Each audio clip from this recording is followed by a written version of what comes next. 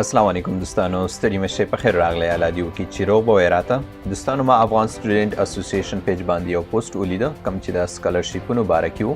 د تاسو په سکرین باندې هم ښکاري. په دې کې ویل شوي دي ټول هغه افغان زده کوونکي چې د 12 ټولګي څخه فارغ وي او د نمرو فیصدي د 80 څخه لوړه وي او غواړي چې تحصیلي بورسونو څخه ګټه واخلي، نو کولی شي چې موږ ته خپل اسناد په ایمیل باندې راولېږي.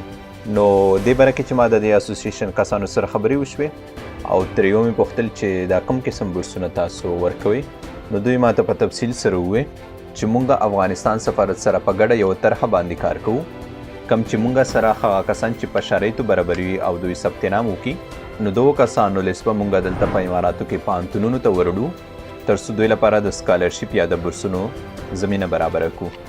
نو واقعیت دا ډېر یو ښه ګام دی. خاص څوک چې دلته اماراتو کې پاتې کیږي او دوی تر 12 پورې زده کړې کړي دي، هغه نه پس دوی نه دي توانېدلي چې لوړې زده کړې وکړي. دا کسان دي د دوی سره خپل ځنونه ثبت کړي تر څو چې د بورسونو یا سکالرشیپونو زمینه ورته برابره کړي. نو دې کې کم کسان کولی شي چې خپل ځان ثبت کړي. اول باید د 12 ټولګي اسناد ولري. دویم په اماراتو کې زده کړې پای ته رسولي وي. دریم لوړې نمرې باید ولري. څلورم د ایلټس امتحان اسناد باید ولري.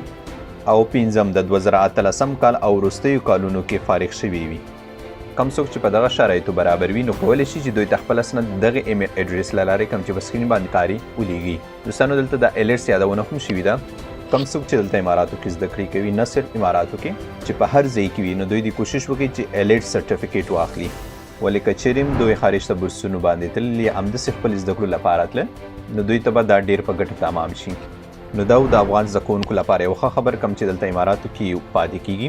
د دغه ویډیو جوړولو مقصد هم دا و تر څو هغه زده کوونکي کوم چې اماراتو کې تر 12 پورې زده کړې کړي دي او بیا دوی نه دي توانېدلي چې لوړې زده کړې وکړي، نو د افغان سټوډنټ اسوسییشن سره د خپل ځنونه ثبت کړي.